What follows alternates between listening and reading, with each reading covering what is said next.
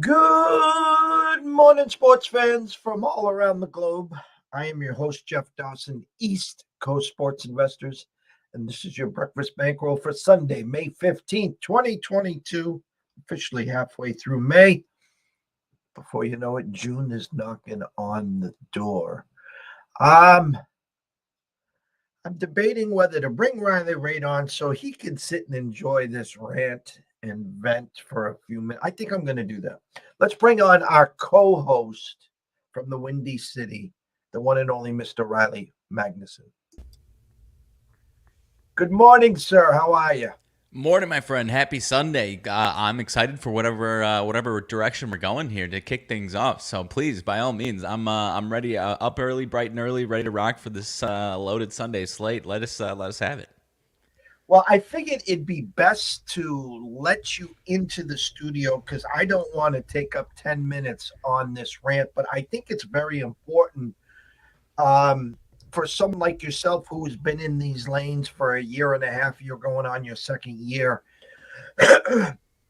in the public eyes on social service. For ECSI, we're going on our 8th year. This is our 7th full year to be exact. We're Right. about 7.5 years in. And I kind of want to just preface in these lanes, you go through a lot of peaks and valleys. You go through heaters, you go through coolers, whatever you want to call them. And the name of the game is to try to stay off that roller coaster and to maintain stability because a lot of clients are I don't want to say everyone's wired differently. Mhm.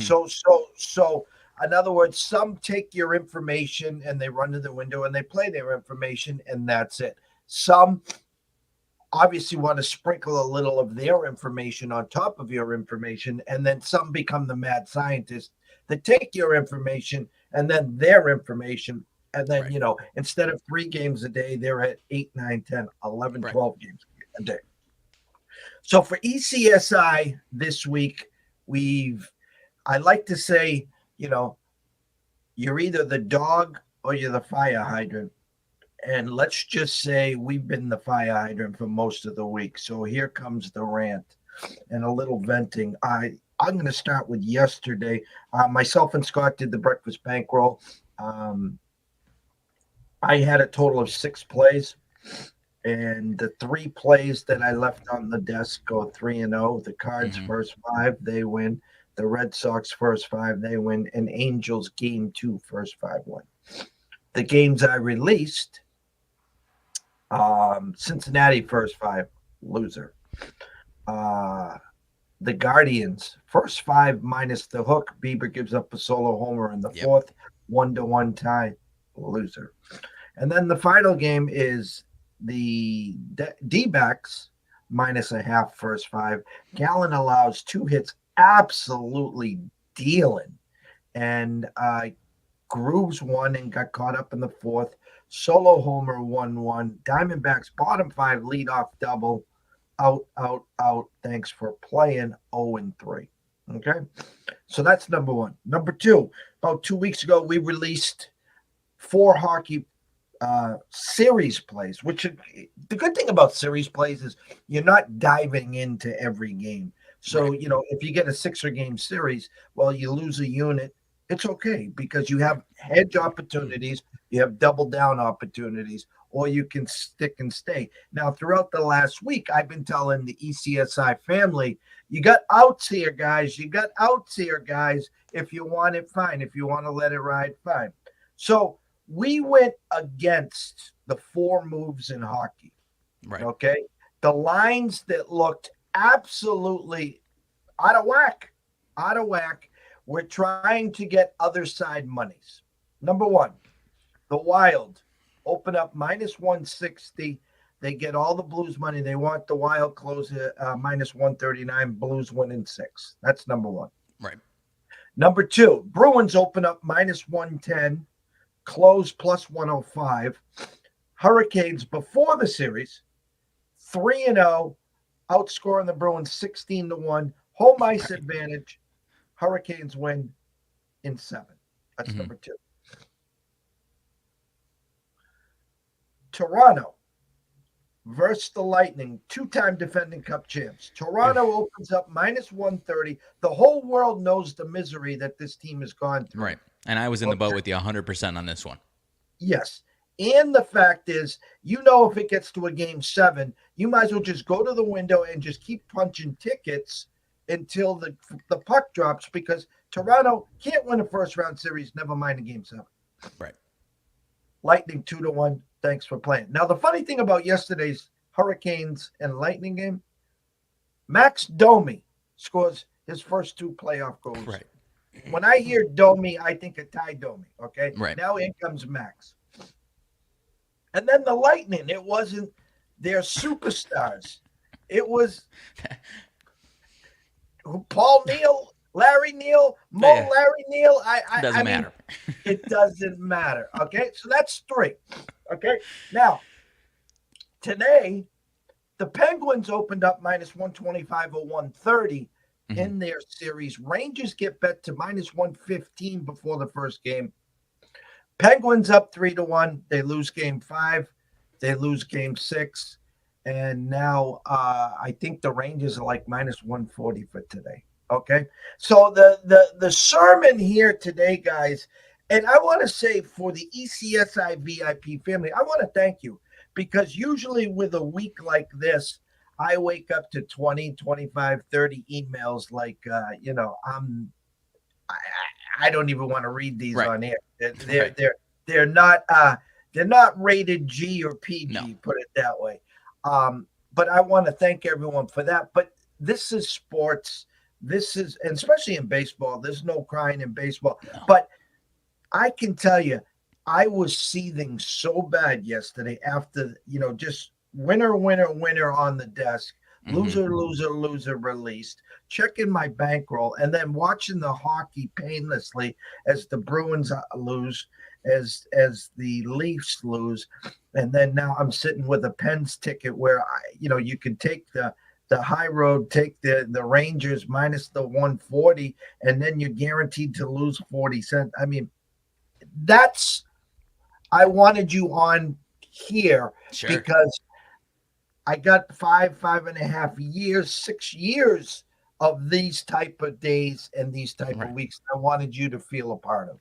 No, 100%. And I mean, as far as the first year and a half, you don't really fully experience it until you have a week like that where you're on top of the world, and then the next week you're on the bottom of the world, and then the first week you've got people you've never heard of, people you've never even interacted with or don't even follow you, popping into your DMs asking you directly for plays.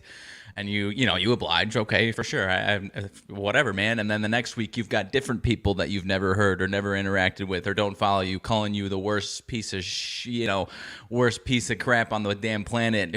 How are you doing this on a daily basis? And it's like, for sure, man, I get it. It's a rough day, but stick with me, I guess. But yeah, man, I 100% get it. And baseball, like you said. Baseball is such a roller coaster of luck on certain days. I mean, I tweeted it out yesterday. I had the A's money line the first day, or in the first game of the doubleheader, and they go walk-off 3-run bomb. I think it was his first career home run to win the damn game. And I wasn't even watching the game. It was they were down 3-1 in the 8th. I wrote it off for a second, and then I get the alert that they win, and I'm running to the bank for sure. But yeah, it's like you said, it's a roller coaster, man. And yeah, if you can't handle the ups or the downs, then it's not the spot for you, 100%. And then I said to a couple clients, I was like, well, we could have, felt the misery of the Angels in game 1, and also the Padres up 5-2, and then the Braves come all the way back to the 6-5 there. Right. And the same thing, you get the walk-off with your White Sox. You pitched a great game, which, again, I suck at totals. I don't release a lot of totals. Right. And that game, my eyes lit up. I'm like, Jesus, that's an overall day. The over opened at 8, closed at 9.5. The Yankees team total was 4.5, which you thought they probably would have had by the third inning against Keiko. Well, I mean, go ahead. Yeah, no, that's just the crazy thing about baseball. When you look at that Spirit series specifically, you've got Thursday night, one of the hottest pitchers in baseball, Dylan Cease, getting chased for 5-6. You got Vince Velasquez on night two, I think 1 run over 2 starts before that, and he gets chased for 7-8. And then you've got Keuchel, who we're talking about. Once Lance Lynn comes back, he might not be on the team anymore, and he shuts him out for 5 innings. That's the type of stuff with baseball specifically that you just kind of throw up your hands and you kind of just have to run with it sometimes. That one yesterday, I mean, I was confident in the White Sox offense too, and I think they ended up only putting up 3 runs. So it's just bizarre in baseball, especially sometimes, man. We got gonna play a little different here today. I'm gonna just break down. I'm gonna go through the board this way, and then we'll go back to. Oh, as we're talking, you can talk if you have any leans or anything. Sure. 2 game sevens, obviously, where I'm sitting right now. The Celtics opened up 5. Game 7, obviously, win and go home and face the Heat, or go play golf with the Bruins. Opened at 5, under over a 209.5. Now 205.5 at Circa. There's some 206 at Westgate and South Point. I talked about this on Friday. To anyone that wanted to listen, yeah. If you liked the Celtics on Friday, why would you take them plus 1.5, minus 110, when you could have ran to the window and got the Celtics plus 210 in the series? Now you wake up this morning, you could have grabbed the Bucks plus 180 today on the money line, and you guaranteed yourself 80 cents, and you don't even have to watch the game. You can go plant some tulips. 100%, and I 100% listen to you. That's the one area for whatever reason that I'm still trying to add to my tool belt, but I 100% listened to you, and so I'm sitting pretty comfortably today, not having to really worry about that damn spread of -5 or whether or not the Celtics are going to cover that or not, because I think it's a toss-up as far as the spread is concerned. I was with you. I thought that if the Celtics won on Friday, I think they win tonight or this afternoon, and I'm still kind of that same impression, but I'm gun to my head, if we're talking and somebody's listening and they didn't do this and they're looking at the spread, gun to my head, I'm interested in the Celtics. But as we talked about the resiliency of that Bucks team, I find it hard to believe that if they don't win, they're not at least going to fight tooth and nail to keep this within the last 30 seconds and within that 5-point spread. So I'm staying away from that and sitting comfortably for sure. So I appreciate the help on that one. But any thoughts beyond that as far as today's game specifically, though?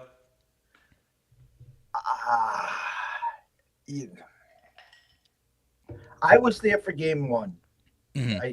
I saw it was a perfect spot for the Bucks. I saw Giannis do whatever he wanted. It was a big day for Portis. As the series has emerged, Lopez has had some shining moments. Yeah. And Holiday's been a beast. It's tough to defeat the defending champs. Just ask the Lightning, right? I mean, the Lightning 2-time. I mean, I feel so bad for those Toronto Maple Leafs fans. That would have been, and I didn't want to cross back over there, but if they woke up this morning, they finally got past the first round, they would have been the livest dog in the whole East, and never mind the rest of this tournament / Stanley Cup. And to wake up and say, oops, we did it again. And probably any other team in the East they would have beat there. Yeah. Other than the Lightning. But now transitioning here, I think all the pressure's on the Celtics.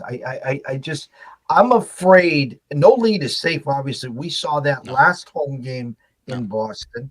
Up 14 to start the game, up 6 with 90 seconds to go. And the mentality, the mentality for Celtics Nation is, well, Giannis travels every time, or he fouls every time, and therefore, we can't stop him. Therefore, they're already set to blame the refs. You watch and gamble on Twitter in the first 30 seconds. They're already going to be spitting venom. The refs faked, rigged. They want to see Bucks Heat. They want to see Giannis. I have to go back to the fact that Vegas didn't get off what they did in Game 5. They opened the number at 5. They're begging for Bucks money. Had a good conversation with Dave Sharapan yesterday. And I guess if you go back and do some extreme homework, Game 7 home teams, tend to cover because they get the foul shots at the end, they get Yeah. whatever. So Right. I guess outside looking in, the Bucks plus the 5 looks like a home run, but I guess if you dig deeper, you're supposed to take the Celtics. For you, you're sitting, if you're sitting plus 210, I honestly would tell you to grab. I think, like I said, I saw last night, you can get the Bucks plus 180, even if you get them at 175. Yeah. Just take the free money. Oh, Take the 75 cents. I did. Yeah, no, I did. I have faith in the Celtics, but I'm more in a spot where I'll take the guaranteed money 100%. 100%. I'm not risking it in this case because I like that 210, but yeah, I mean, I'm still rooting for the Celtics, obviously, to win me some more money on top of the whatever. I can't remember if it was plus 170 or plus 180 that I ended up catching, but yeah, still be rooting for the Celtics to get the extra money on top of it. Game 2, Dallas Phoenix. I was asked which team wins, the Mavericks or the Stars, and I said Odinger is hotter than Luka. I got a few laughs out of that one. The Suns opened up 6.5 at Circa. Actually, 6.5 across the whole Vegas Strip. Yeah. Total opened up 210, a corrected line of 205 in the Vegas Strip. Thoughts there?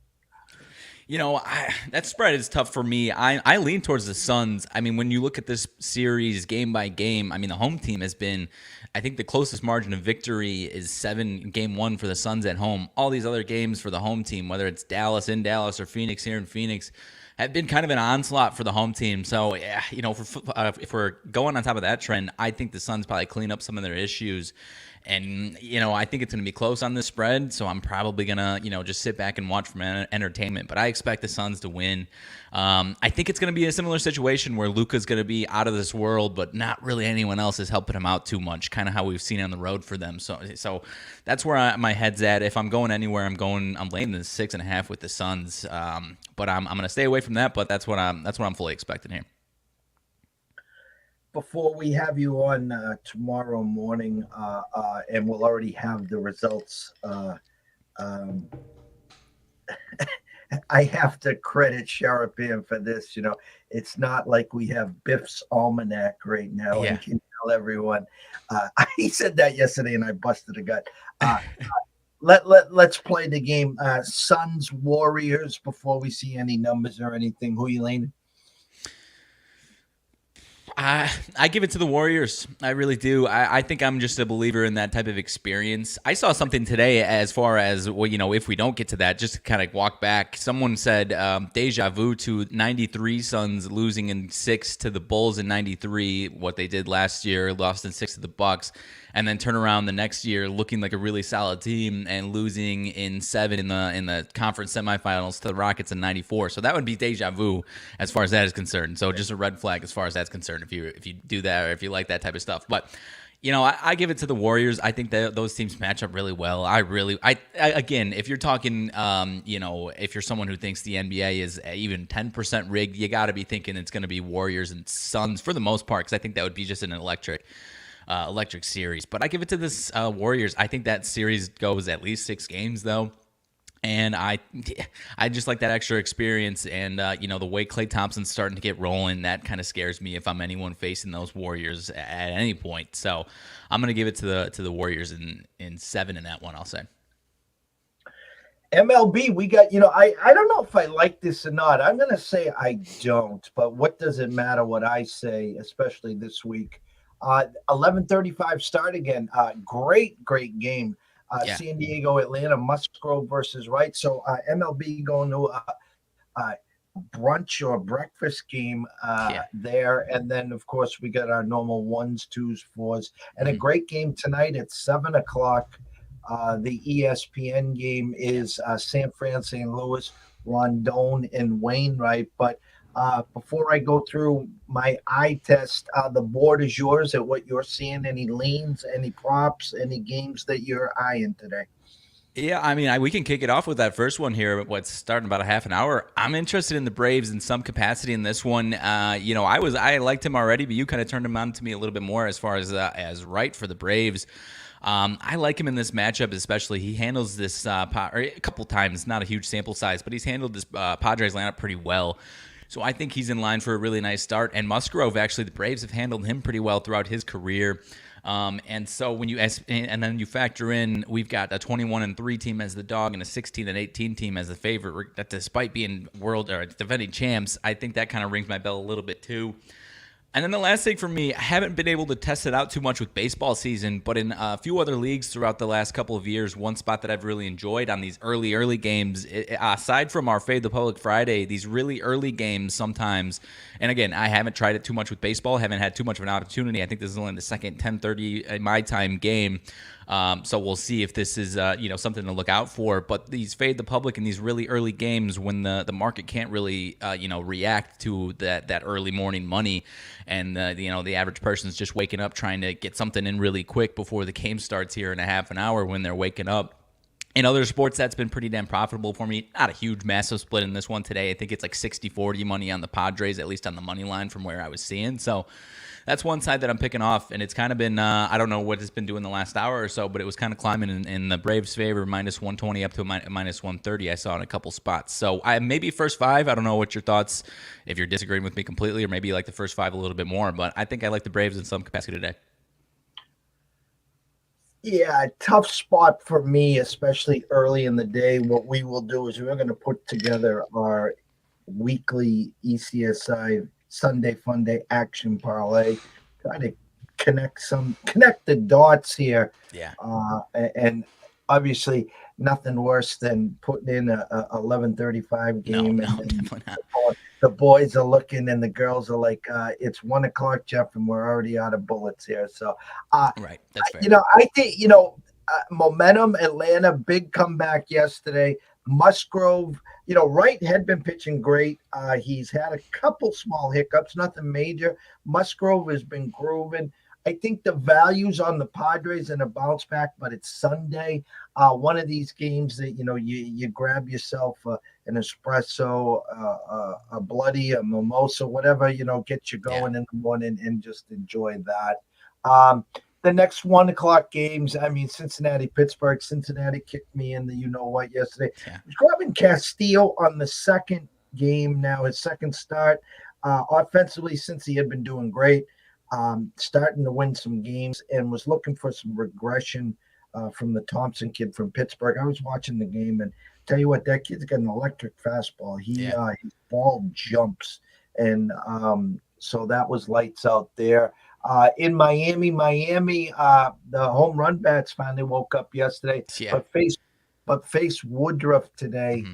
And against Hernandez, and we talked to Craig Mish a couple of weeks ago, had him on our show, and just following his timeline, Hernandez on that short leash, as Max is in the minors, killing it, and they're waiting to bring him up there.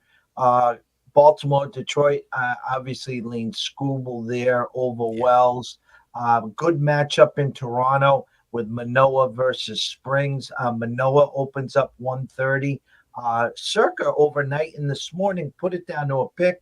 Everyone else is back on the Jays up top, -109, 110, 112. Any thoughts on any of those games? As far as those games, I'm as far as that Detroit-Baltimore series, I lean Detroit for sure. At one point, we keep mentioning it, or I keep mentioning it. Everyone last year was in love with the Orioles against left-handers, but they obviously haven't been that good this year at all. So I think I'm going to stay away from them facing lefties until maybe they are who they are right now, and they're not going to be anything special against lefties compared to last year, or maybe they'll figure it out here, and we might have something switching hands here. I would be. I know you love Manoah. I like him a lot too, just in general, not necessarily this game here. But that one should be interesting. Obviously, Toronto still they got the win yesterday, but they've still offensively and overall been struggling a little bit. So I'm going to leave that one on the table. And then, Miami and Milwaukee. Normally, I would love Woodruff, but with the way he's been pitching, I kind of want to sit back and wait. I expect to bounce back from him, but I'd like to wait and sit back. And I was expecting that last time out, and it didn't happen. So I'm going to sit back and wait for him to, show up. And then Cincinnati and Pittsburgh, I've got no strong thoughts. Jose Quintana, one of my former White Sox pitchers was a lot better when he was in that uniform, and since then hasn't been the case. He's actually kind of had, I don't know if a resurgent year is the way you want to put it, but he's been solid so far. So either you think he's fixed himself or you're expecting some massive regression coming from him pretty soon, and I'm going to say the latter as far as expecting some massive regression. So I don't know if that's coming against a Reds team that's been playing better or not, but I would say look out for Quintana to start to slide a little bit here coming soon, whether that's today or the next few starts or not. But aside from that, I've got a couple thoughts on some 1 o'clock games if we want to head there next. And I'll start with your game, Cortez versus Kopech. Yankees opened up minus 120, now 115, 117 across the Vegas Strip. DraftKings at minus 125. Yankees looking to bounce back. Cortez he's been lights out. And Kopech, I've left on the desk the last 2 times, first 5, and he's had great first 5s. I assume that's where your eyes are today. Yeah, I'm not in love with it. If I am going anywhere with the White Sox, it would be that first 5 as far as going with Michael Kopech and the White Sox facing a lefty who they're a lot better, from that side of the plate facing lefties than they are against righties. Wasn't fantastic yesterday, the Sox offense against the lefties, so we'll see. And obviously Cortez has been fantastic. The only thing that I wanted to mention as far as this, Kopech, he's got a 0-0 record right now, believe it or not, despite a .93 ERA. He's been absolutely fantastic. So 0-0, and the White Sox are 3-3 when he starts, but they're 5-1 in the first 5, and that only loss was a 2-0 loss through the first 5. So I think they at least have some type of value. If you think it's going to be if you think Cortez is going to be fantastic, maybe you're interested in the first 5 under in that one. But that's where my head's at right now. This Yankees team has kicked our ass every which way up until yesterday. So I'm still a little tentative on it from that angle of it because, they just kind of have our number for the most part. So if I'm going anywhere, though, I'm interested in a little first 5, whether it's Kopech if you like the Sox or maybe first 5 under. I agree on both thoughts there. I do. I think the value is with Kopech first 5. I think if you wanted to stretch it out, and go full game. Chapman pitched last night. I assume he's got enough in it to go back to today if they need him. But I think the value's with the White Sox myself there. The next game's interesting. It's McKenzie, who Scotty calls Sticks, versus Ryan from Minnesota. The Ryan kid has been electric. He's been just mowing him down. And a Cleveland team that, again, Scotty was talking yesterday, and obviously in my one and only big swing in high stakes fantasy baseball, we have Bieber as our anchor. And I watched him specifically to see Scotty's afraid that he's hurt. And he was just like throwing the fastball, like first pitch. And it was like 20 feet out of the strike zone. It was just like, all right, let me get this out of here. I can't control it. And then it was just slider. Right. And I reached out to my co-manager and I was like, hey, listen, I know we have the waiver wire today. I'm not sending an SOS here, but if there are any live arms out there, you might want to start looking because I got a sneaky suspicion. There's something going on up there. And Bieber just isn't the Bieber of old. Right. And I think it's easier to say that when it's somebody that when they're healthy is top 5 in the game for sure, which I think we can confidently say that he is. So I agree with you. And this both of these teams, Cleveland and Minnesota, are kind of obviously Minnesota's been pretty damn cold. So I think this is going to be an interesting one. What did you say, Scotty calls McKenzie? I guess because he's got such long legs, his nickname on the team is Sticks. Okay, Sticks. I wasn't sure if you said Sticks or Stinks. I was just trying to clarify that because I don't love this one. I am a little interested in maybe Cleveland first 5 plus a half is minus 110. I just like certain McKenzie. I have to be with a grain of salt. He's got, certain matchups he has been really solid against. He's actually been pretty solid against this Twins team. So I think he's going to hold that Twins team down well. It's just, the next hurdle to climb is does this Cleveland offense have anything in them today, which I don't have a ton of confidence in. So maybe another one where I like a first 5 under in this one. But I at least think McKenzie's got some, some good opportunity to have some success today. Red Sox Texas, A. Davis. I know nothing about Mr. Davis. I will tell you this was Whitlock's scheduled start. And when they scratched him, I was doing cartwheels because I'm like, yes, they're finally moving him to the bullpen. And it's no, they just moved him, giving him an extra day's rest so Yeah. he can face the Astros tomorrow. Gee, wow, that what a Right. picnic that is. So, but as I said on Friday, the Sox bats tend to wake up in Texas, and they have the last 2 days. So the Sox, believe it or not, have won 3 in a row. Yes, I know, people get the duck boats and parades, but it's a start. Rich Hill, fabulous again. I owe him. I was wrong, and like Michael Walker as well. Both the signings I laughed at, and they Sure. both pitched great. But Perez opened up at 125, now 112. Martin did pitch for the Sox for a little while until they let him go. So it's a game you hope the Sox win. I could see them saying we finally won a series. It's been forever since we won a series, and take the foot off the gas. I don't know what they're going to get with this guy, but it's under over a 8. I have no feel for this game at all. Yeah, I'm with you 100%. I mean, and almost any scenario where you have a guy like Davis where you don't know too much about him, he's not some sensation coming up out of AAA that you need to watch out for or anything like that, at least in my knowledge. So, yeah, I've got no strong thoughts. I would, I want to back that Red Sox offense with what you're saying as far as they heat up in Texas and they're starting to look better. But I've got no faith in anything out of this game here. Angels and Oakland, great pitching matchup. Sandoval versus Montas. They get the split in the doubleheader. Angels opened up at minus 125, now 120, 124 at Westgate, 123 at South Point. And,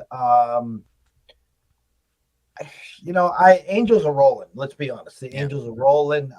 You got congratulations, the walk-off on the game one there. That's a gift that keeps on giving. Montas didn't look good earlier in the week. I mean, I lean Angels, but with kid gloves. How's that sound?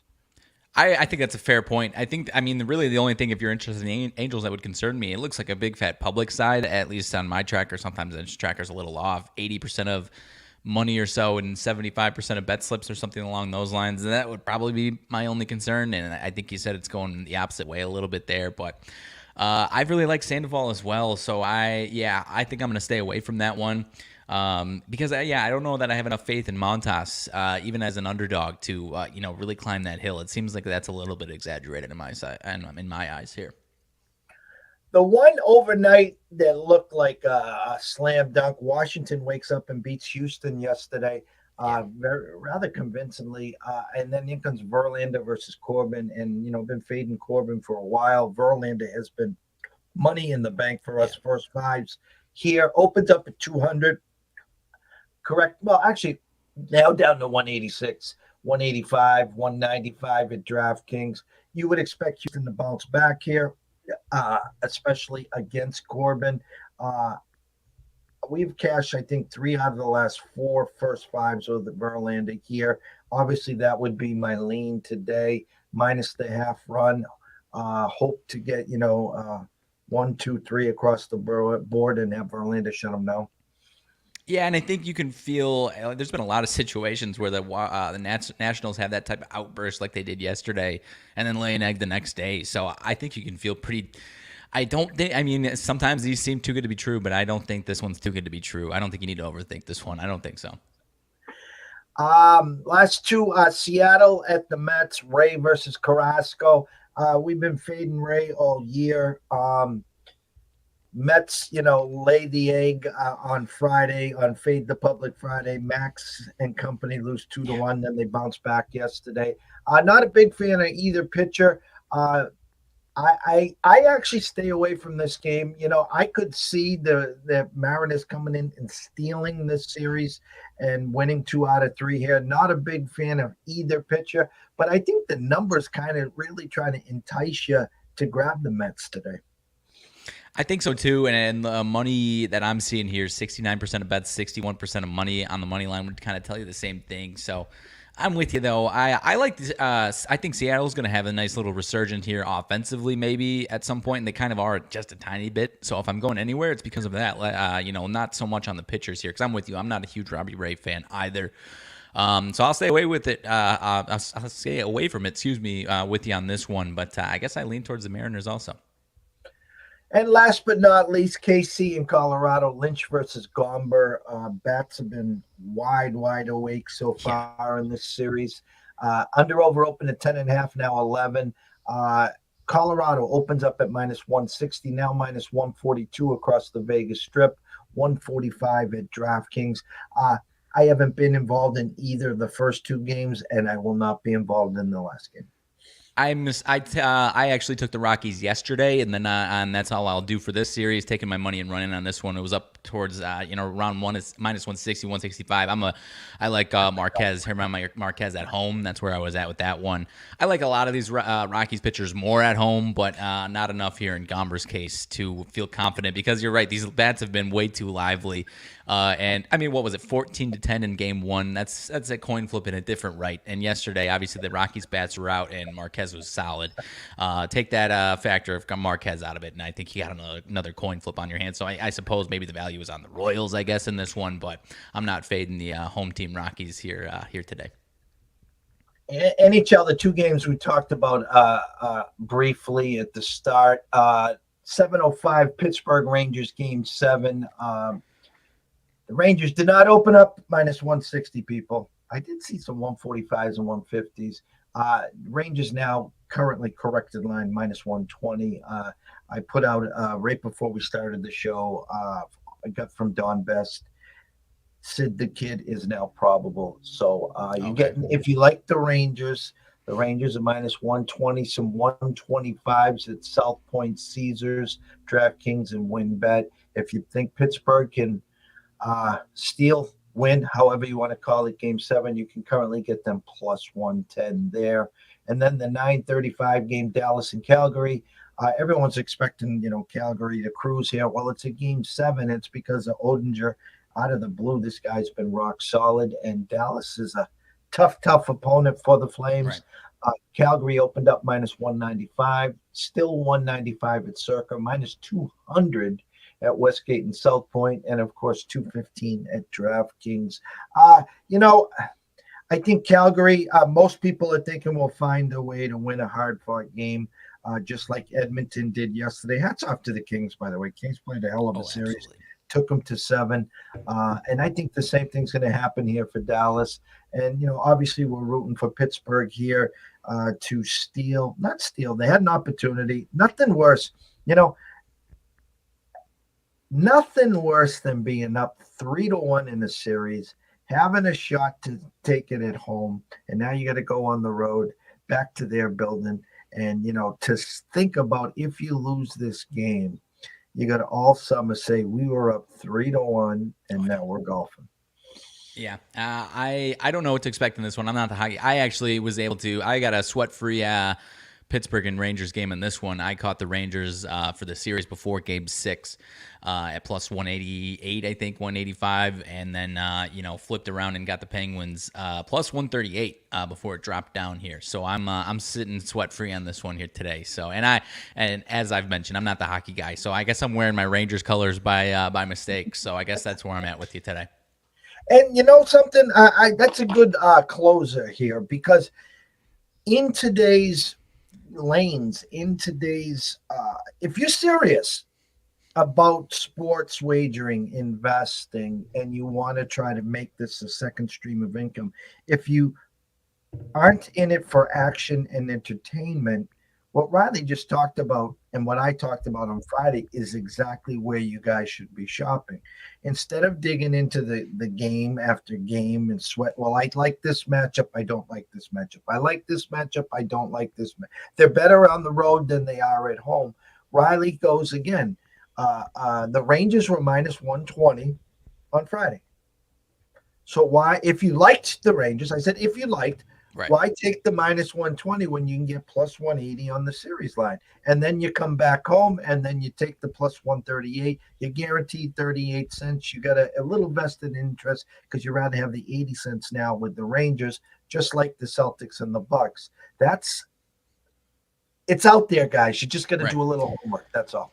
And I think you still would have had this opportunity. I caught a nice timing to where I did this. I took the Rangers to win the series before Sid the Kid was announced out for Game 6, and then I took the Penguins before he was announced that he was probable for Game 7. So I still would have been sitting in the same position, but I got a lot more extra change coming my way as far as the timing of it. But for sure, man, it's as far as that one. And I mean, like I've said, I'm not the hockey guy, but that's one thing I was trying to get action on was the Rangers in that one. So it was an easy opportunity in that sense. So yeah, I'm feeling solid. Any opinions on this golf tournament's been pretty wild. 21 under is the leader right now. I've got some top 20 actions that need some work. So I don't know if I don't even know if sweat will come to me because I don't know if it'll get to that point. But I'm still holding out hope for a couple guys here today.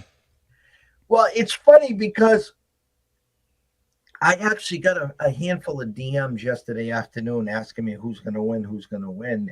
And one of the buddies that reached out to me, I'm kind of proud of him because he's changed his game up in the last couple of years, and to the point now he says, I'm not diving in until Saturdays. I'm waiting till the first 2 rounds, who makes the cut, checking the odds boards, and then he'll dabble in on Saturday and Sunday. For me, I took the week off in golf because I generally don't play week before majors, and I know the PGA is quote unquote the fifth wheel. I did see some big names, obviously Jordan lurking around, Justin lurking around. Yeah. I try to on Sunday, you try to want to go past where the eyes are watching, meaning someone's wakes up this morning and they're saying, okay, their eyes only can go down to the 4th, 5th, or 6th.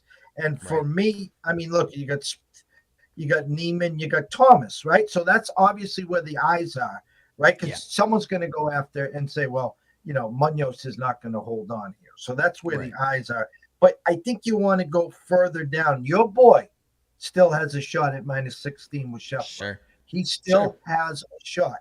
Okay. A Ryan Palmer at 17. So I would stop at the 16s. I would say a Scheffler, a Palmer. Obviously, that's where you're going to get your most value. Even Charles Schwartz, or I see 41, 41, or plus 400, 4,100, plus 4,100. He's sitting at 17 under as well. I mean, as far as, the value on guys that are close by, I think that's another one to add there. Yeah, and I didn't even say Keith Lee. Keith Lee's at 17 as well. So where, again, it's easy to go to the window today and punch Spieth, Neiman, and Thomas tickets. I mean, that's too easy. You got to take your eyes further, like you said. A Lee, Schwartzel, Palmer, Scheffler. That's probably as far down as you want to go. You take those 4, you throw some pizza and beer money, and if one of them, has a -10 or 11 like Munoz did in day 1, you're at the winner's circle. Yeah, and this one kind of has, you kind of mentioned it there as far as what Munoz did. I'm fumbling on my words at the end here. But with how low these guys are shooting in this tournament, I don't know if you would expect that, but it's definitely, as far as tournaments go, this is definitely one where a guy that's, sitting 5-6 strokes back can come out of the woodwork and go out of this world today. So, I think someone's going to do that. Now, I guess, whether or not these guys at the top fall back a little bit, I think is the bigger question. Or you could pull a Furyk and shoot a 58 and lap the field. Yeah, there you go. There you go. Hey, with how hot Scotty Scheffler is, man, who knows? Maybe I'll take a little action on my guy once again here today. There you go. Next week. Tomorrow starts a new week. Myself and Riley tentatively. Monday, Tuesday, Wednesday, Friday, Sunday. That's just off the top of my head. Yeah. I think Tuesday or Wednesday, we might have a few guests, so we might, give them the day off. Like last week, though, his day off was supposed to be at the ballpark that got canceled. Sheesh. And I had action on that game, and I heard it was canceled. And I'm like, I checked the weather report. I put it out there. I'm like, I do everything. There's no way. And then 85 degrees, not a cloud in the damn sky. I'm on the train. My girlfriend and I are on the train about 30 minutes away from our house. Or not, that's an exaggeration. But it's a 35-minute train ride to the stadium from our apartment, and we're on the train about halfway there, and I get the alert. All it says was White Sox and Cleveland postponed. And I was like, what the hell? What are we talking about here? That's got to be a mistake. That's got to be just an old alert or something like that. And then I pop it up, and it's got the whole paragraph long spiel. And well, now we got to go, shoot. Now we got to go drink at a bar for the next 2 hours. Shoot. But you know what I mean? But no, it was 90 degrees. So maybe maybe they spared us on that one. We get makeup in July. Who knows? But it was going to be a hot one anyways. Busy week next week. We have PGA, the 5th major. We have the Preakness, No Strike Rich. We have NBA East and West Conference Finals. We have NHL Round 2. Round 2. Yeah. And we have baseball every day. Baseball. And we got 2 weeks left of May, and June will be knocking on the door. It's incredible how quick time flies. Yeah, and it seems faster, not to be a weatherman over here, but we've had like a week of spring/summer weather. It was 40 degrees up until May and even into May, so that's made it feel even longer for us over here, or feel like, where we should be in the middle of June already, if not. So, we should be at the start of April, as opposed to halfway through May, not where we're at now. I want everyone to enjoy Sunday Fun Day. I call it Family Day. The week is complete for the VIPs. We'll get out our action parlay at some point, and we want everyone to enjoy themselves. Get outside, plant some flowers, put some mulch down, weed some beds, get your deck set up, get your lawn set up, have a nice little barbecue, a couple cold ones, a little umbrella in your drink here and there, and keep smiling. Every day is a gift. That's why they call it the present. And, what happened yesterday in Buffalo, again, is just a tragedy. Thoughts and prayers to all the families out there, the ones that lost lives. I just can't imagine. You wake up in the morning and you got to go get some eggs, some milk, and some bread. And a guy walks in armed and takes out a few people in the parking lot, and then just goes into the supermarket and starts firing. The world, we live in a sick world, and yeah. I'm turning this into politics or anything.